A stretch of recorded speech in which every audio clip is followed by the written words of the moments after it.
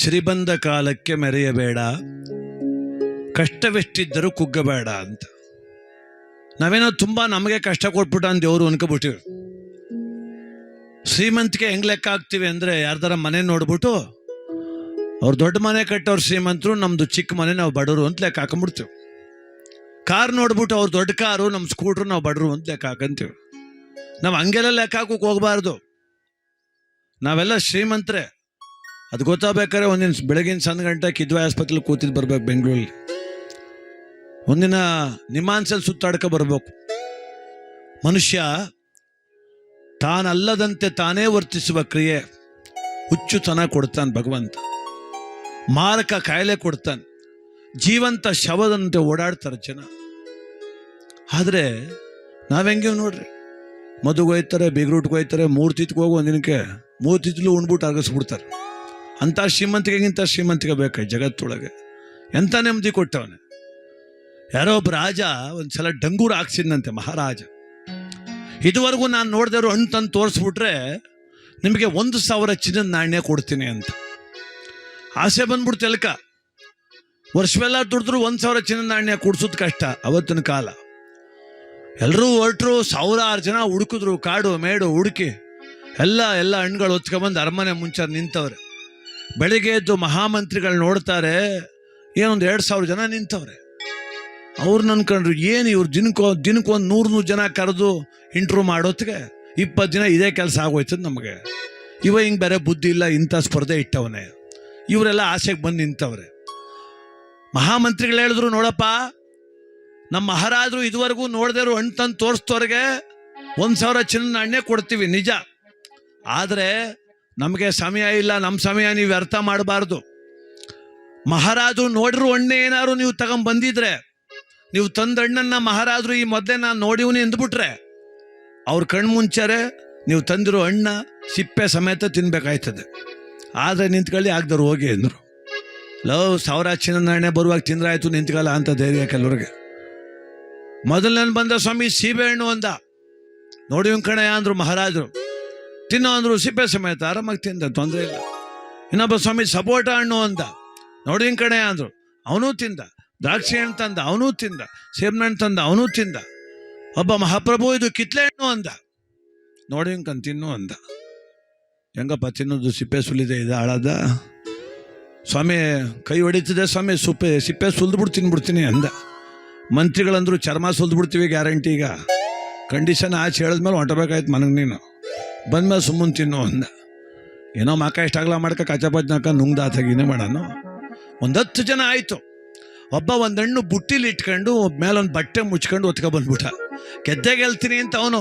ಮಹಾಪ್ರಭು, ನಾನು ಈ ಕರ್ನಾಟಕ ಬಿಟ್ಟು ಕೇರಳಕ್ಕೆ ಹೋಗಿದ್ದೆ ಸ್ವಾಮಿ, ಅಲ್ಲಿಂದ ತಂದಿರೋ ಹಣ್ಣಿದು, ನೀವು ಇದುವರೆಗೂ ನೋಡ್ರಕ್ಕೆ ಸಾಧ್ಯವೇ ಇಲ್ಲ ಅಂದ. ಮಂತ್ರಿಗಳಂದ್ರು, ಮಾತು ನಿಲ್ಲಿಸು, ಮೊದಲು ಅದು ಯಾವ ಹಣ್ಣು ತೋರಿಸು ಅಂದರು. ಬಟ್ಟೆ ತೆಗೆದು ಅನಾನಸ್ ಹಣ್ಣು ಅದು. ಮಹಾರಾಜರಂದ್ರು, ಮಂದಿಸ್ತಾನೆ ತಿಂದಕನೋ ಅದ ಅಂದರು.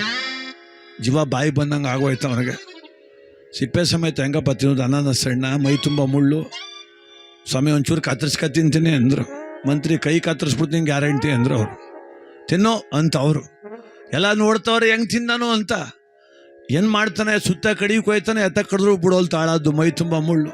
ತುಟಿ ಕುಯ್ಕತ್ತು, ನಾಲ್ಗೆ ಅರ್ಕತ್ತು, ರಕ್ತ ಸುರಿತಾದೆ. ಓಹೋ ಅಂತ ನಗ್ತಾನೆ.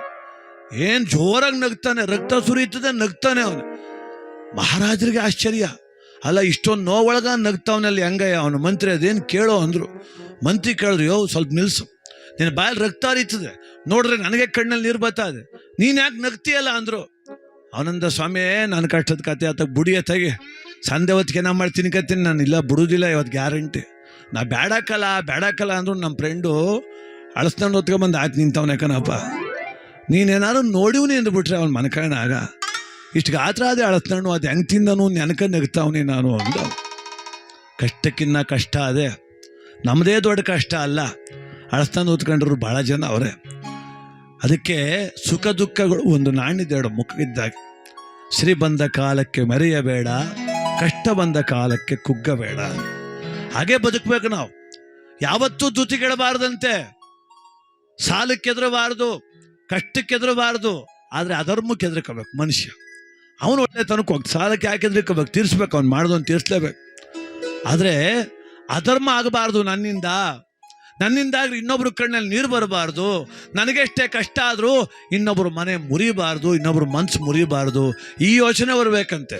ನಾವು ಎದುರಬೇಕಿರೋದು ಸಾವುಗಲ್ಲ, ನರಕಕ್ಕೆ. ಎಲ್ಕ ನಮಗೆ ಸಾವನ್ ಭಯ, ಸತ್ತೋಗ್ಬಿಡ್ತೀವಿ ಅಂತ ಭಯ. ದಾರಾ ಬೇಂದ್ರೆ ಒಬ್ಬ ಕವಿ ಹೇಳವ್ರೆ, ಸಾವುಗೆ ನಾ ಎದುರುವುದಿಲ್ಲ, ಯಾಕಂದ್ರೆ ಅದು ಬಂದಾಗ ನಾ ಇರುವುದಿಲ್ಲ ಅಂತ. ಹಂಗೆ ಬದುಕಬೇಕಲ್ಲ ನಾವು. ಪುಟ್ಟೇಗೌಡ್ರಿಗೆ ಗೊತ್ತಿತ್ತ ಸಾವು ಬರ್ತದೆ ನಾಳಕ್ಕೆ, ನನಗೆ ನಾಳಿದ್ದು ಬರ್ತದೆ ಅಂತ ಗೊತ್ತಿತ್ತ? ಪುಟ್ಟೇಗೌಡ್ದು ಬಿಟ್ರೆ ಅಷ್ಟು ವಯಸ್ಸು ಆಗದು ಅವ್ರಿಗೆ. ಕಣ್ಣು ಮುಂದೆ ಎದೆಯುದ್ದ ಬೆಳೆದ ಮಕ್ಕಳು ಚನ್ನಪಣ್ಣಕ್ಕೆ ಹೋಗಿದ್ದು ಬರ್ತೀವಿ ಅಂತ ಹೋದವ್ರು ಶವಾಗಿ ಬಂದ್ಬಿಡ್ತಾರೆ. ಅವನಿಗೇನಪ್ಪ ಆರಾಮಾಗಿ ಅವನೇ ಅಂತೆ. ಮೊನ್ನೆ ಮರಾಠಿ ಚಿತ್ರ ನಿರ್ದೇಶಕರು ಒಬ್ಬರು ತಿರ್ಕೊಂಡವ್ರು, ಬಾಂಬೆನಲ್ಲಿ ಸ್ಟುಡಿಯೋ ಕಟ್ಟಿದ್ರು. 252 ಕೋಟಿ ರೂಪಾಯಿ ಖರ್ಚು ಮಾಡಿ ಕಟ್ಟಿದ್ರು ಸ್ಟುಡಿಯೋ. ಅವ್ರು ಕಟ್ಟಿದ್ರು, ಕರೋನಾ ಬತ್ತು, ಸಾಲ ಅಗತ್ಕಂತು, ಬೆಂಕಿ ಅವಘಡ ಆಯಿತು. ಪ್ರತಿಭಾವಂತ ನಿರ್ದೇಶಕ. ಇವತ್ತೆಲ್ಲ ಟಿ ವಿಲಿ ಧಾರಾವಾಹಿ ನೋಡ್ತೀವಲ್ಲ ನಾವು, ಮಹಾನಾಯಕ ಅಂಬೇಡ್ಕರು, ಮಹಾಭಾರತ ಎಲ್ಲ ನೋಡಿದ್ವಲ್ಲ, ಆ ಸೆಟ್ಟಿಂಗ್ ಇದ್ದದ್ದೆಲ್ಲ ಅಲ್ಲೇ. ಅಂಥ ನಿರ್ದೇಶಕ ನೆಣಕಂತ ತಿರ್ಕೊಂಡವ್ರು. ಸಾಲದ ಸೂಲ ಕಾಡ್ಬಿಡ್ತು ಅವ್ರನ್ನ. ಅಂದರೆ ಸುಮ್ಮನೆ ಸತ್ತೋಗ್ತೀನಿ ಅಂದ್ರೆ ಆಗೋದಿಲ್ಲ, ಅದು ಸೆಳೆತ. ಅದು ಯಾವುದೋ ಮೃತ್ಯು ಬಲ್ಲೆಳೆ ಒತ್ತು ವೇಳೆಗಳ ಸ್ಕೂಟ್ರಲ್ಲಿ ಹೋಯ್ತಾ, ಗುಂಡಿ ಸ್ಕೂಟ್ರು ಬಿಟ್ಬಿಟ್ಟು ಸ್ಕಿಡ್ಡಾಗಿ ಸತ್ತೋದ. ದಿನ ಹೋಯ್ತಿದ್ರು ಓಡೋದು, ದಿನ ನೋಡ್ತಿದ್ದು ಗುಂಡಿ. ಅದು ಅಲ್ಲೇ ಯಾಕೆ ಬಿದ್ದ ಅಂದರೆ ದಿನ ಗುಂಡಿ ಇತ್ತು, ಅವತ್ತು ಸಾವು ಬಂದಿತ್ತು ಅಂತ ಅರ್ಥ. ಅದರಿಂದ ಅಂಜಬಾರ್ದು, ಒಳಕಬಾರ್ದು.